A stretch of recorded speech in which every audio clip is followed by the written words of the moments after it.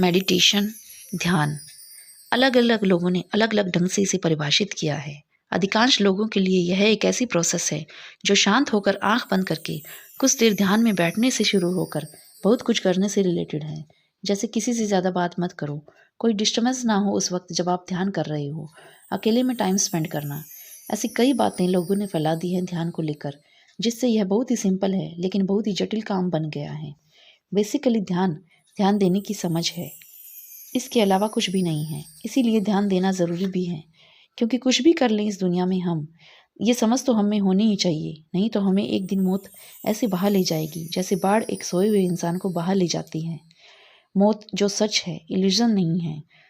ध्यान देना है खुद पर कि आप क्या हो, क्यों हो, बस यही मेडिटेशन है और कुछ नहीं। सुख और दुख दोनों ही ट्रैप हैं। अगर हम इसे देख पा रहे हैं तो यही समझ ध्यान है। ये एक तरह की साइंस है। एक साइंटिस्ट क्या करता है? चीज़ों को ऑब्जर्व करता है, फिर मेजरमेंट करता है, क्या हुआ, क्या लाइट पड़ी, कैसी लाइट पड़ी, कितनी लाइट पड़ी। वैसे ही ये ध्यान हमारे अंदर की दुनिया की साइंस है। मुझे सुख क्यों होता है, मुझे दुख क्यों होता है, क्या मैं हमेशा खुश रह सकता हूँ, दुख को कैसे ख़त्म करूँ। वहीं अगर आप मेडिटेशन को गलत अर्थ में समझ लेते हो तो वहाँ पर भी भटक जाओगे। जैसे कुछ लोग समझते हैं कि ध्यान में एक लाइट सी आपको अंदर महसूस होती है, जबकि ऐसा नहीं है। तो आपको पहले तो ध्यान का मीनिंग ही सही अर्थ में समझना होगा, उसके बाद आगे की प्रोसेस काम आएगी। जो दिख रहा है उसे एज इट इज़ देखना ध्यान है। ध्यान देना नहीं है, करना है। बस एक ऐसा ध्यान, एक ऐसी समझ जिसमें हम लाइफ को समझ सकें, खुद को समझ सकें, इस दुनिया को समझ सकें, दुनिया से हमारा जो रिलेशन है उसे समझ सकें। इसके लिए जो सबसे ज़रूरी है वो है ध्यान को एक जगह पर टिकाना। जो ध्यान के बिना टिकना मुश्किल है, लगाना कॉम्प्लिकेटेड, बस यही कॉम्प्लिकेशन है जो अगर इस वीडियो को ध्यान से सुनोगे तो हटा पाओगे। पर्पस है ध्यान को बढ़ाना बस। कोई मेडिटेशन से भगवान मिलेंगे या बॉडी कुछ अलग हो जाएगी या कोई पावर हमें मिलेगी, इसमें ऐसा बिल्कुल नहीं है। ये बस टूल है ध्यान को बढ़ाने का।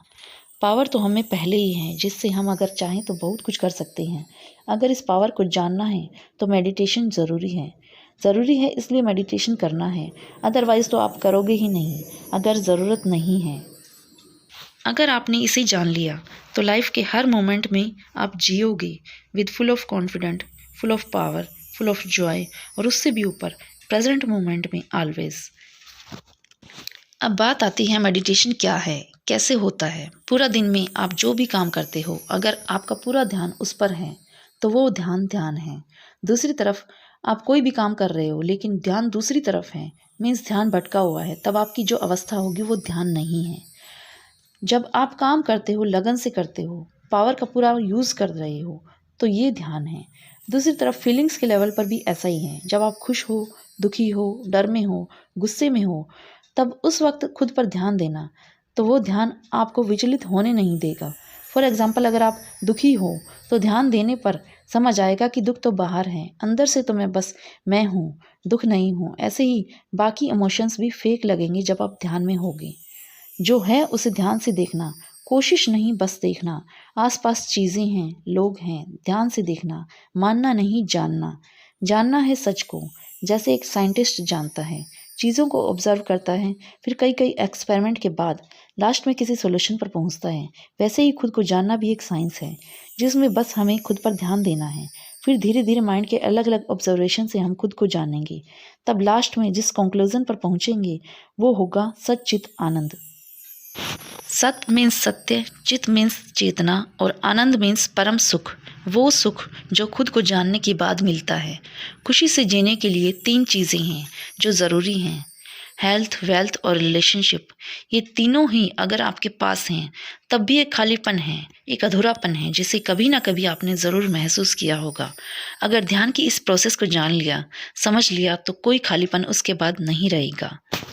ये तो था मेडिटेशन क्या है। अब यह होता कैसे है वो सुनो।